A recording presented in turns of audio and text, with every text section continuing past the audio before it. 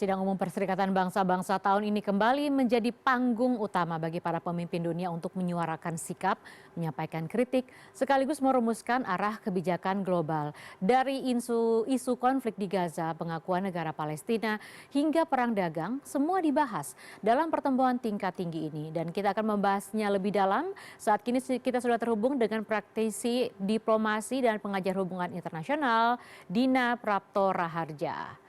Selamat siang waktu Jakarta, selamat pagi waktu di Berlin, Mbak Dina. Selamat pagi, Ya, selamat siang. terima kasih sudah bergabung bersama dengan CNN Indonesia World Talk. Kita sudah saksikan bersama-sama kemarin sidang umum PBB yang tahun ini berlangsung di tengah berbagai krisis global.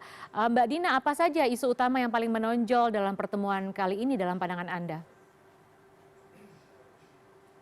Sebenarnya kalau kita melihat lebih dalam kondisi di benua-benua lain ya, kebetulan saya sedang berada di Eropa, itu suasananya jauh lebih genting daripada yang kita bisa rasakan dari media massa.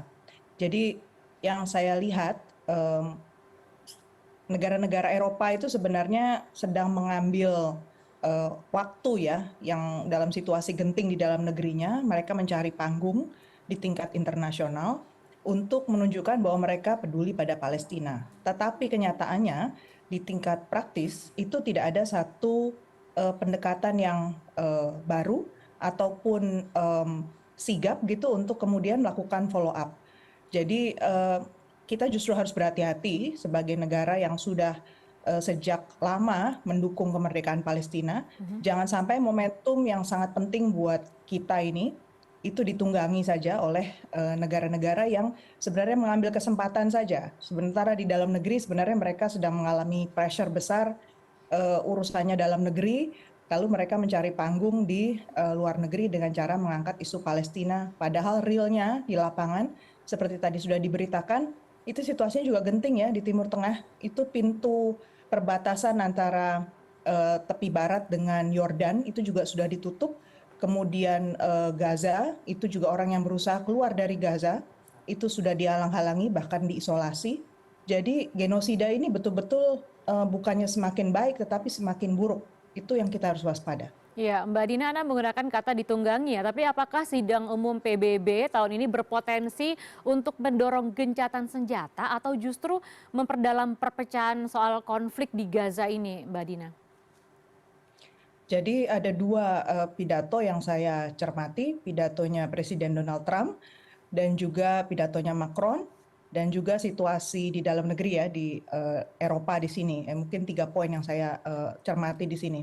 Kalau dilihat dari 3 sudut pandang itu, sebenarnya menjadi perhatian dari negara-negara Barat ini bukan gencatan senjata di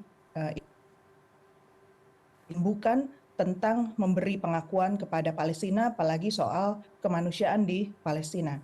Mereka fokus sekali pada berusaha untuk menciptakan satu narasi yang membahayakan tentang Rusia, juga tentang Cina, dan mereka juga bicara soal penguatan persenjataan, dan hal ini jelas harus kita perhatikan serius ya. Berarti kan mata mereka itu sebenarnya bukan ke isu ini, dan dengan komentar dari pihak Israel kita juga bisa lihat bahwa Israel sangat percaya diri negara-negara barat ini tetap berpihak kepada mereka. Lalu dengan Indonesia sendiri, Mbak Dina, bagaimana posisi Indonesia dalam sidang umum PBB tahun ini, terutama Halo, terkait isu Palestina dan Gaza? Mbak Dina, Anda masih bisa mohon maaf. mendengar suara kami dari studio? Ya, saya masih dengar. Yang tadi sempat hilang. Sorry, maaf nggak Iya, dengar. tadi Anda sempat katakan bahwa memang ada dua sisi begitu ya. Lalu untuk Indonesia sendiri, bagaimana posisi Indonesia dalam sidang umum PBB tahun ini, terutama terkait isu Palestina dan Gaza di mata Anda? Kalau saya perhatikan di pidato Bapak Presiden Prabowo, di situ ada intensi kita untuk mengirim pasukan perdamaian ya ke wilayah Palestina. Kita perlu kembali lagi mencatat bahwa perkembangannya itu jauh lebih genting sebenarnya di lapangan. Jadi kita kalau bicara seperti itu betul-betul harus memperhitungkan risikonya juga untuk orang-orang yang berangkat ke sana. Karena suasananya itu jauh berbeda dibandingkan 2 tahun lalu bahkan ya, atau bahkan 1 tahun lalu sebelum Presiden Trump naik. Jadi karena peningkatan persenjataan yang luar biasa di antara negara-negara Barat, di NATO, juga di Israel. Jadi yang kita hadapi ini bukan musuh biasa, bahkan Mhm. mereka sudah mempersenjatai diri untuk bahkan memusuhi PBB. Anda perhatikan pidato yang disampaikan oleh Presiden Trump, berkali-kali dia mengkritik dengan sangat keras itu PBB, bahkan mengatakan bahwa PBB tidak melindungi Amerika Serikat. Hal ini menunjukkan bahwa ada risiko besar ketika kita masuk ke satu wilayah yang dianggap oleh negara Barat ini tidak punya legitimasi lagi gitu. Jadi hal itu yang harus kita antisipasi. Jadi suasananya sudah berbeda, Mhm. persiapannya harus lebih ekstra. Baik, artinya ini, langkahnya harus, hati-hati. Seperti apa langkah yang, Anda sarankan, Mbak Dina? Karena Anda sebutkan tadi memang, juga Amerika juga menyerang PBB begitu? Sebenarnya sudut pandang yang hati-hati juga sangat dialami oleh negara-negara Asia. Jadi kita justru harus menguatkan diplomasi kita dengan sesama negara Asia. Ada Jepang, ada Korea, ada negara-negara ASEAN. Mereka punya keprihatinan yang sama, tetapi juga punya halangan yang sama juga untuk mencoba lebih aktif ya menghentikan genosida di Israel dan Palestina. Jadi di Palestina oleh Israel.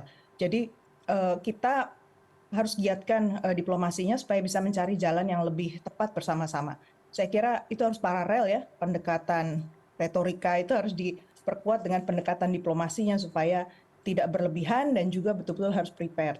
Ya, kita melihat juga tadi malam bagaimana si pidato dari Prabowo sendiri mendapatkan tepuk tangan berkali-kali begitu. Seberapa besar nantinya pengaruh sidang umum PBB terhadap kebijakan luar negeri Indonesia, Mbak Dina, di mata Anda? Sebenarnya kalau sidang umum PBB itu yang diharapkan oleh negara-negara yang hadir, mengapa mereka kemudian ada yang mengirim kepala negara, ada yang tidak, itu adalah untuk memberi dukungan kepada Sekjen PBB, Sekretaris Jenderal PBB, untuk melakukan follow up, melahirkan agenda baru di PBB, bahkan memberi saran kepada Dewan Keamanan PBB. Jadi yang saya perhatikan di sini, kebetulan banyak speech dari para kepala negara itu, kok ya kebetulan menyoroti lebih ke progres di negara masing-masing gitu ya. Mhm. Jadi kok nggak muncul gitu. Kemudian mari kita lakukan apa gitu di PBB yang kemudian bisa disambut sebagai gerakan bersama gitu di PBB. Itu yang saya pikir perlu jadi catatan. Kalau untuk arah politik luar negeri Indonesia, saya terus terang masih belum bisa menggambarkan seperti apa dari speech yang ada karena fokusnya itu lebih tadi satu ke dalam negeri, satu ke masalah Palestina. Tapi masalah Palestina menurut saya konteks yang berkembang itu kurang tertangkap di situ. Suasana genting tadi itu kemudian ketika disandingkan pidato beliau dengan pidato Trump itu masih jadi gapnya terasa besar ya Iya, lalu kalau seperti itu bagaimana? Apakah Anda melihat ada pergeseran pola koalisi atau blok politik begitu yang, tampak? antara mana maksudnya? Iya, negara-negara yang pada sidang PBB tahun ini, Mbak Dina, yang tadi malam karena kan Anda sebutkan tadi bahwa negara-negara di Eropa juga sedang tegang begitu. Justru yang saya perhatikan negara-negara Eropa ini sebenarnya pecah. Mhm. Sama sekali tidak satu pandangan, Mhm. tapi mereka Artinya punya ada NATO pergeseran begitu dan ya?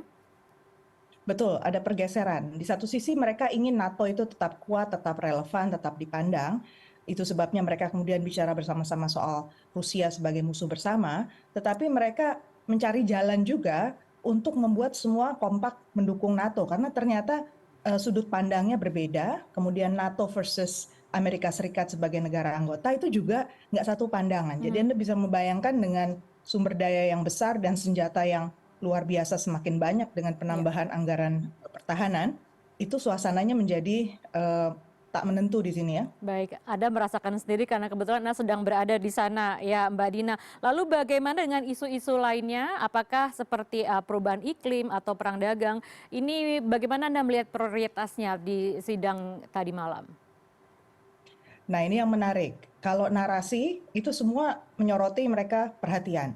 Tetapi dari antara negara-negara Uni Eropa yang saya temui, dari komisi, dari kantor parlemen, dari para ahli, itu semua konsensusnya mengatakan bahwa isu itu sekarang di backbench, artinya di bagian belakang. Karena sekarang yang dianggap menjadi prioritas adalah isu pertahanan menghadapi Rusia.